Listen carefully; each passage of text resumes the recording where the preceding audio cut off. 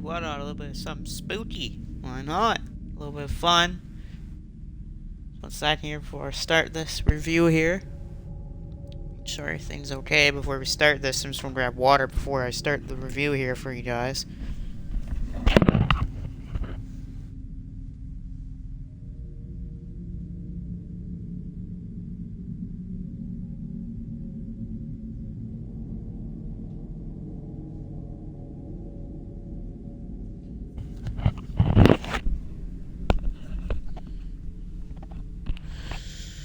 Okay, ladies and gentlemen, welcome to our review of the game known as Scorn, or Scorn, or whatever you want to call it. I call it Scorn, because that's just easier for me to pronounce. This game was released on Xbox, PlayStation, PC, on October the 14th of this year. It was also released on Game Pass for all of the people on Xbox and Microsoft who own that. Or actually, it was not released on PlayStation. I meant to say it was released on Microsoft Windows, and it was also released on Xbox through Game Pass and for next-gen consoles. I figured I'd do a review on this game because out of the games this year, this is definitely in my top 10 of the year for gaming. Is it the best game of the year? No. There are some really good games that came out this year that this game doesn't even touch. For example, this game doesn't even come close to games like Elden Ring, God of War, Ragnarok, and some other games as well. But we're going to review this game. Now, before we start this game, before I start the true review of this game, I will say, if you're a person that hates puzzles in video games, you will definitely not like this game. This game features lots and loads of puzzles. And the whole game is just basically centered around you exploring the world and getting puzzles. And that's basically the whole gameplay for you. But, as always, I'll start with the positives of the game. Now, first positive of the game is how the game looks. For me, this is the best aspect of the game. The whole atmosphere, the environment of the game. It basically looks like you're going through just a whole abandoned alien planet in the middle of nowhere. But it's a really cool world that has so many different mysteries and awesome elements to it. And its art direction is just the people that made the environment and awesome styles. It's just perfect. This is what a horror game is supposed to look like. Creepy, makes you want to turn off the lights and play the game. It's scary. Like I said, scary, creepy. Gets in your head. Makes you think twice about entering areas. And that's just the level of detail. Also, character designs are pretty good too, with how, since like I said, it's almost like you're on a different planet. And so, your enemies look completely different than you. You're basically just a walking pound of flesh. That's basically what I described what the main character looks like. All the other characters throughout the game mainly look like you, or just other creatures. There's parasites in this game that look like mutated worms and stuff like that, and other creatures that you'll find everyday life outside in the real world, but in this game, they're just mutated monstrosities. Another big plus of the game would be also how it controls. This game controls really well and responds to every movement really well. Like, your movement's nice and at a good pace. When you start getting into the combat with the weapons and stuff, it's very fluent of how it controls. The combat I'll talk about later, so that's in a separate part of the review. But like I said, the game controls really well. Camera movement's really nice. And the button placements are good too for the game when you have to do puzzles and stuff. I guess I'll put the puzzles in the good, because they'll also be in the bad. But there's some really smart puzzles in this game, where it forces you to use your brain. No, I shouldn't just say use your brain. It forces you to use more than just your brain in these puzzles. For example, the first big puzzle of the game in Act 1, it involves eggs, and moving things around. So, for example, in that first act puzzle, what you gotta do is you gotta move, first of all, the aids around with a crane. And once you get into the proper area where the claw, where you put the aids into, once you get the correct aid into that area, the claw will then take it out, put it into a console, to which then you go downstairs into a certain area, to which then you move the aids around, that aid around, to which then you get it to a certain area, open the aid up, and then take it over to two different areas. One to which will save the thing in the aid, the other will kill the thing in the aid. And that's another thing I liked about puzzles in this game. Each puzzle in the game has different outcomes for certain things, and you also get achievements for certain outcomes, which I really like a lot. And last positive of today's game is, of course, the soundtrack. This soundtrack, like I said, it's menacing, it's creepy. This is what's supposed to be in a horror game. There's loud noises during some parts which the music helps. There's times when the music is very silent because it knows something's about to happen. There's parts where there might be no music at all except for just the silence of you moving around, which works out a lot. But yeah, like I said, the music in this game gives off lots of creepy value. It helps bring up the environment as well to an even better level in what you're doing around the entire game itself. And like I said, because it's like you're on a foreign planet, it intensifies sequences that in normal games you wouldn't really think that would intensify, but intensifies in this.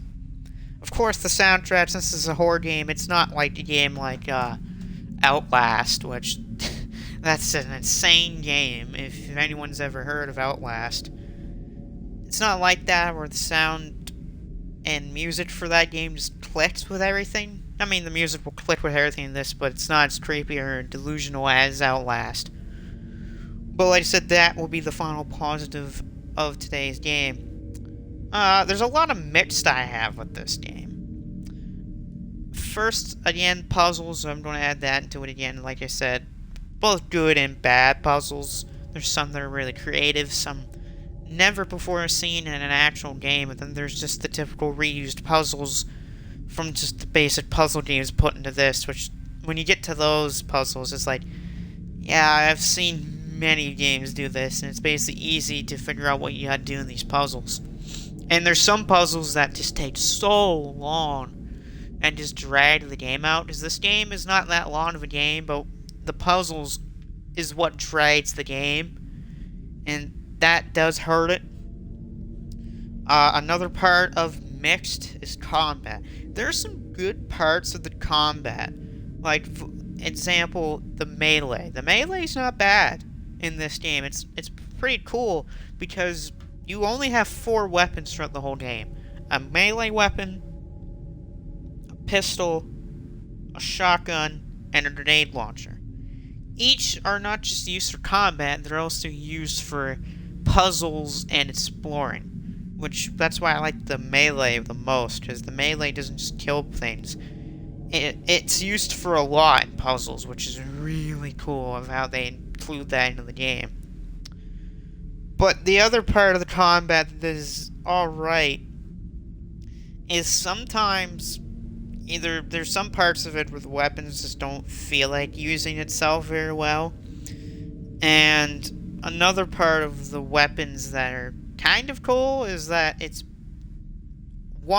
basically the weapons itself, but the way you change weapons is you just take the weapon off of a base that you're using to shoot it from, and then put the other weapon onto it, which that's cool. But the final really negative of the combat is easily that you can get caught in certain areas that you get stuck in. And when you're in combat situations that you definitely need to win in, that does not help. It can cost you some time if you're not careful with the combat. And especially when you first get into the combat with the guns, which would be the second act when you're doing the aid puzzle. Because in that puzzle, when you release the aids, there's these glowing orbs that'll start flying out of places, and you gotta kill them to get the aids. And the first weapon you use, I believe, is the pistol. If it's not the pistol, then it's a different thing. It's a power machinery thing. And shooting that is very awkward when you first use it for the first time, and that's why it might trick some people up when you do combat. And after the mixed category, we'll go into the negatives. There's a couple of negatives I have with this game. Of course, the runtime itself. I think the runtime could have been a lot more. It's not that long of a game, but I kind of wished it was more... just a little bit more of a longer game. Like, you can certainly tell with near the end of the game. Like, it feels a little rushed near the end of the game. Just wish there was more time with the game to explain more. Put some more puzzles in that might work, that are more creative. And the overall tone of that runtime just feels strange, because you know games these days are like over... most games today are over 10 to 12 hours long. Even longer than that, there are some games that are over 30 hours, even up to 100 hours long, depending on what you do in those games. Assassin's Creed is a perfect example of that. But, like I said, the runtime is a negative. I wish it was a longer game. Also, there are some... I will say that the game does, at some points, feel like a walking simulator when there's hardly any puzzles, and it's like, what are you doing? So it kind of feels a little bit like Death Stranding. And if you want to know, Death Stranding, I feel, is better than this game. But, like I said, there are just some points where nothing is happening. And it just feels like you know something's going to happen, but no, nothing happens at all, and you're just walking between places. Like, I wish there was just a little bit more in those parts, like to amp up the game. To amp up the game more. And I guess so... I'll add another part in the negatives in. The horror elements, even though I like them, there's not too many into this game. I wish there was more of a tenser game, more of a bigger, scarier games. There are some scary parts in this game, but those are more in like the beginning and middle parts. And I guess I'll bring it into the biggest negative I have of the game.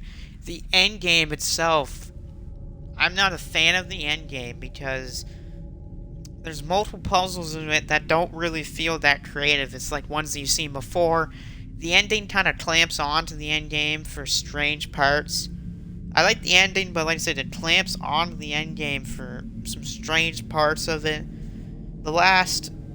Especially the last 10 to 15 minutes of the game, it is so strange, and it makes you feel delusional, like what are you doing? Like, why am I playing these parts of the game?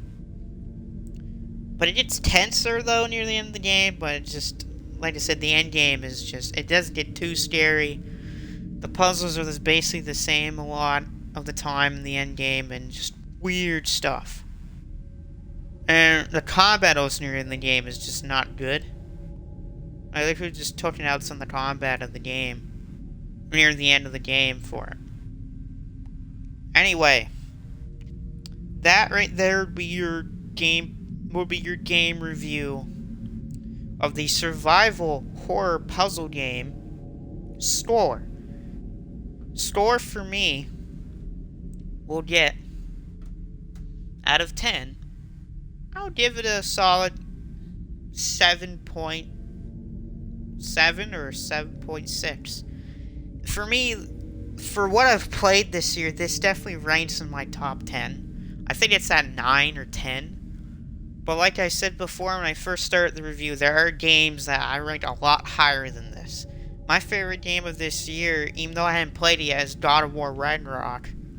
And that's like a 9.6 or 9.7. I've never given a game a 10. Because there's never going to be a perfect game ever made. Just the only way I'm giving out 10s is perfect games. And there's no perfect game in the world. Another game that easily destroys this, Elden Ring. Be surprised if some people never heard of that game, but Elden Ring just came on the scene like crazy, and I've played Elden Ring. I haven't beaten it yet, but it is a fun, intense, it's an experience. God of War and Elden Ring this year are like experiences. It's more than just playing them. It's seeing them for yourself. And that's what I like a lot about it. about those games. Also, I'm going to give a little channel update as before I end this review.